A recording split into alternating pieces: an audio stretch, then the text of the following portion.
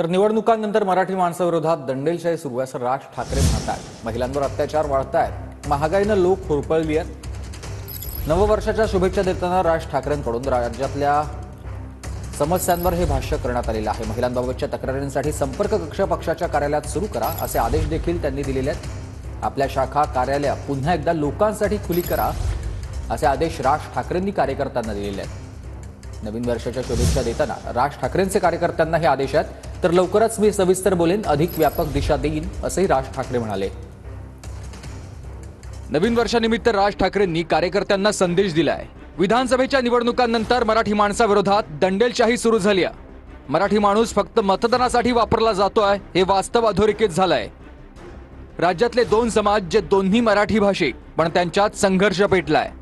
महागाईनं लोक होरपळली आहेत, राज्यात महिलांवर अत्याचार होत आहेत।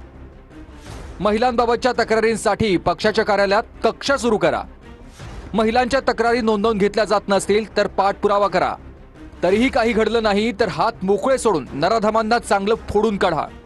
महागाईनं होरपळलेल्या जनतेला दिलासा द्यायला हवाय।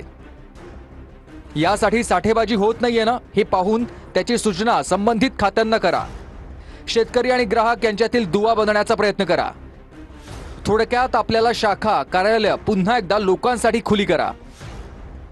सोशल मीडिया आपल्या कामाच्या प्रचार प्रसारासाठी वापरायचा आहे, पण सोशल मीडिया तुम्हाला वापरत नाहीये ना, त्याच्या अधीन जात नाहीयेत ना ते पहा। निवडणूक निकालानंतर मुद्दाम राजकीय भाष्य टाळलंय। नक्की काय घडलं यावर माझं मंथन सुरू आहे। लवकरच मी सविस्तर बोलेन, अधिक व्यापक दिशा तुम्हाला देईनच। राज ठाकरे यांनी हा संदेश कार्यकर्त्यांना दिलाय।